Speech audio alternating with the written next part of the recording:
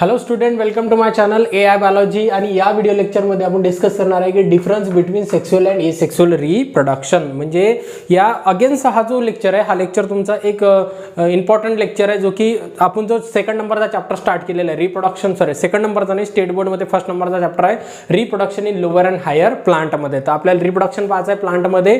तर त्याच्यामध्ये हा मेजर पॉईंट आहे जे की तुम्हाला सेक्सुअल रिप्रोडक्शनचे माहीत असणं गरजेचं आहे. आणि हे पण अनदर मेजर पॉईंट आहे तुम्हाला की सेक्सुअल रिप्रोडक्शन काय असते. याच्यामध्ये काय होते की तुमचं जेवढा बी बेसिक आहे ते सगळं कव्हर होते. तर अगेन्स्ट एक अनदर इंट्रोडक्टरी क्लास आहे. याच्या पहिले मी एक व्हिडिओ टाकलेला आहे, त्याच्यामध्ये ओव्हरऑल इन्फॉर्मेशन दिलेली आहे की एक रोडमॅप सांगितलेला आहे की reproduction in lower and higher प्लांटमध्ये तुम्हाला काय काय गोष्टी शिकायच्या आहे, कोणकोणत्या गोष्टी आहे त्याच्यामध्ये, प्री रिप्रोडक्टिव्ह पोस्ट रिप्रोडक्टिव्ह कशा पद्धतीने कोणकोणते टॉपिक कव्हर करायचे आणि कोणकोणते टॉपिक इम्पॉर्टंट आहे, या सगळ्या गोष्टी इंट्रोडक्टरी एक व्हिडिओ लेक्चर मी याच्यामध्ये अपलोड केलेलं आहे. ठीक आहे. तर हे सेकंड नंबरचं लेक्चर आहे, ज्याच्यामध्ये आपण काय डिस्कस करणार आहे, डिफरन्स बिटवीन काय सेक्सुअल रिप्रोडक्शन आणि एसेक्सुअल रिप्रोडक्शनचा काय पाहणं आपल्याला डिफरन्स पाहणं आहे. तर याच्यामध्ये काही फॅक्च्युअल गोष्टी पण पाहणार आहे, जेणेकरून काय होणार आहे, तुमचं नॉलेज इन्क्रीमेंट होईल आणि तुम्हाला एकदम बेसिक लेवलले कॉन्सेप्ट काय होऊन जातील, क्लिअर होऊन जातील. ठीक आहे. तर इकडल्या साईडचं काय तुमचं सेक्सुअल रिप्रोडक्शन आहे, लक्षात ठेवा. हे काय तुमचं सेक्सुअल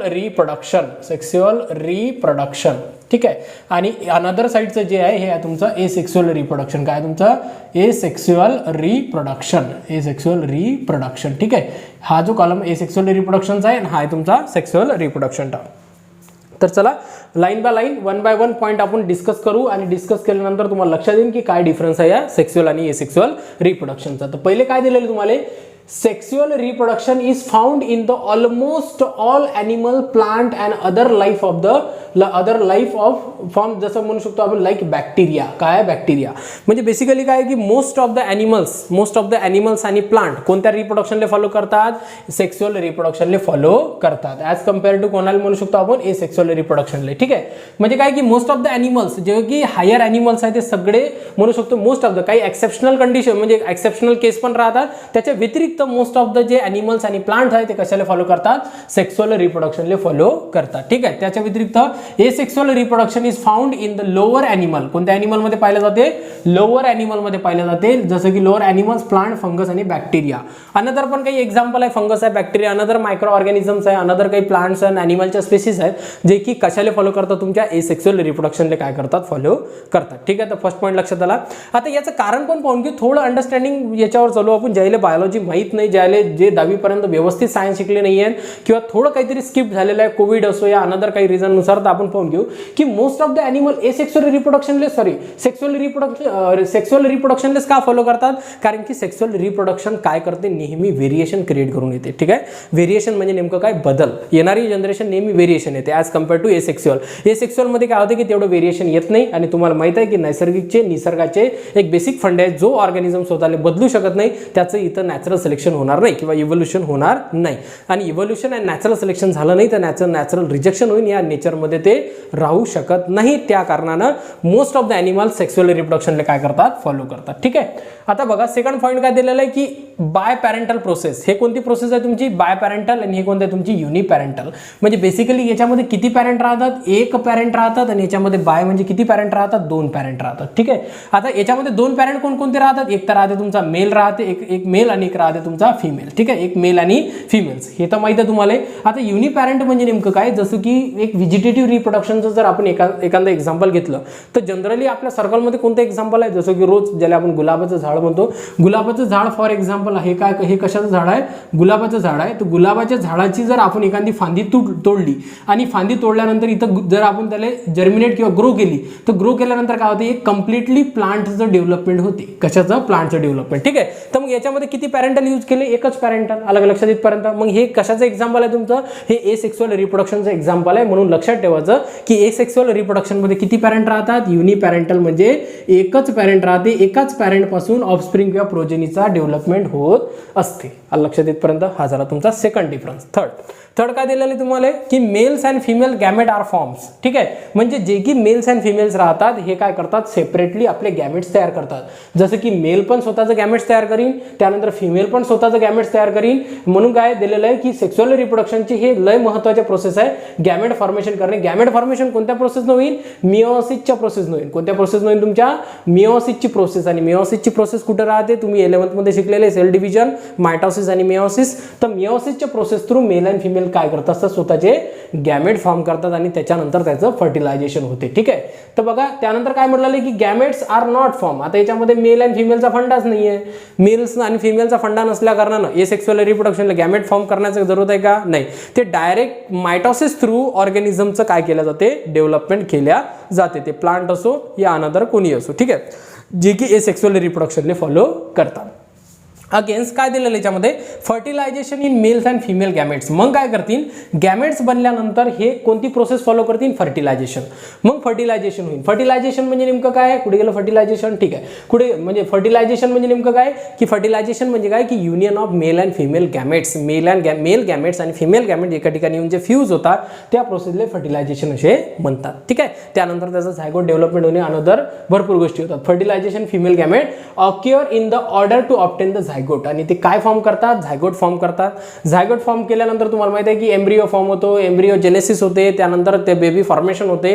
भरपूर प्रोसेस आहे, जे कॉम्प्लेक्स प्रोसेस आहे ती तुमची एसेक्सुअल रिप्रोडक्शन. ठीक आहे, तर मग फर्टिलायझेशन होईल कशाचं, मेल अँड फिमेल गॅमेटचं, आणि त्याच्यापासून काय तयार होईल तुमचा झायगोट. ठीक आहे, याच्या व्यतिरिक्त अनदर इकडे काय दिलेलं आहे की नो फर्टिलायझेशन ऑक्युअर, म्हणजे याच्यामध्ये फर्टिलायझेशन होत नाही.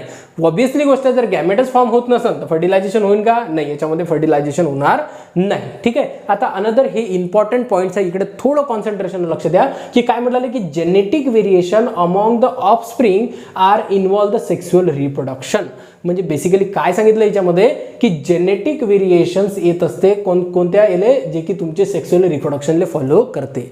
हाच मुद्दा आहे आणि हाच मुद्दा तुम्हाला समजा लागेल. जेनेटिक व्हेरिएशन म्हणजे नेमकं काय की जीन, DNA आणि क्रोमोझोम्स. काय म्हटलं मी तुम्हाला, काय दिलेलं तुम्हाला, जीन्स, त्यानंतर काय तुमचं क्रोमोझोम्स, त्यानंतर काय तुमचा DNA. या तीन गोष्टीवर येणारा जो बदल राहतो त्याला जेनेटिक व्हेरिएशन म्हणतात. आणि genetic variation it is a raw material for the evolution.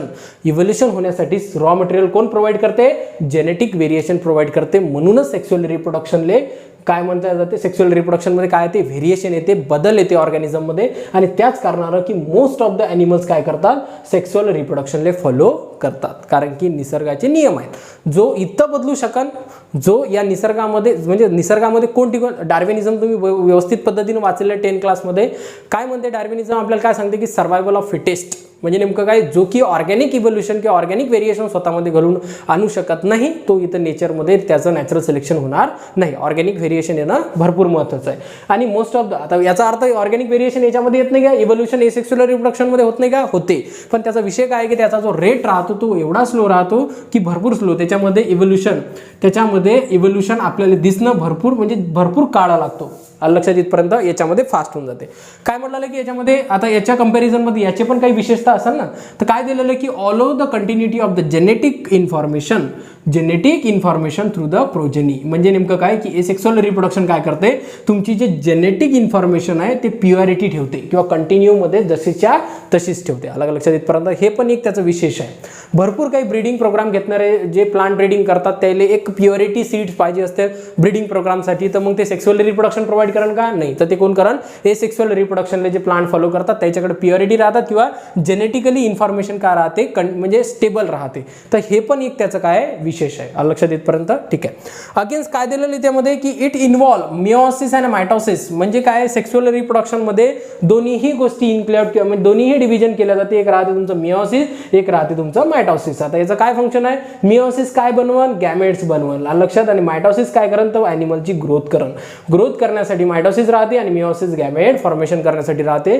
म्हणून सेक्शुअल रिप्रोडक्शनमध्ये मिओसिस आणि मायटोसिस दोन्हीही प्रोसेस होत असतात. ॲज कम्पेअर मध्ये इथं काय दिलेलं आहे, it involve the only mitosis. याच्यामध्ये काय होते, फक्त मायटोसिस होते. कारण की ऑलरेडी आहे की गॅमेट फॉर्म करणं आपल्याला काही जरूरत नाही आहे, कारण की युनिपॅरेंटल आहे. त्या कारणानं फक्त ऑर्गॅनिझमची ग्रोथ करण्यासाठी मायटोसिस ही प्रोसेस होत असते. या कंपॅरिझन मध्ये इकडे जर म्हटलं काय होते, मायटोसिस आणि मिओसिस दोन्ही पद्धतीच्या प्रोसेस होतात. ठीक आहे. अगेन्स्ट जो लास्ट पॉईंट दिलेला आहे काय दिलेलं आहे की since there is the variation so it is the continuous. आता इथं दिलेलं आहे कॉन्ट्रीब्यूट, काय दिलेलं आहे contribute to the evolution of the species. म्हणजे नेमकं काय की सेक्शुअल रिप्रोडक्शन काय करत आहे की कॉन्ट्रीब्यूट करत आहे कशासाठी तुमच्या इव्होल्युशन, म्हणजे कोणत्याही स्पेसिसचे इव्होल्युशन होण्यासाठी सेक्शुअल रिप्रोडक्शन हे सगळ्यात महत्त्वाची भूमिका पार पडत असते. लक्षात येतपर्यंत ठीक आहे. अगेन्स्ट इथं काय म्हटलेलं आहे की since there the variation so it does not contribute to the evolution of the species. आता हे 100% सत्य नाही आहे जर खरं सांगायचं म्हटलं तर. कंट्रीब्यूट म्हणजे नेमकं काय की एसेक्सुअल रिप्रोडक्शनमध्ये पण व्हेरिएशन येते, ते पण त्याच्या विषय काय की त्यासाठी हजारो वर्षाचा कालावधी लागू शकतो, इकडे कमी लागू शकतो. हजारो वर्ष म्हणजे इव्होल्युशन भरपूर एक मोठे म्हणजे एक म्हणू शकतो की क्रमागत झालेला बदल राहते तो, त्यासाठी भरपूर वर्ष लागतात. पण विषय काय की याच्यामध्ये इव्होल्युशन होण्याची रेट एवढा कमी आहे की भरपूर कमी आहे. अलग लक्षात येतपर्यंत.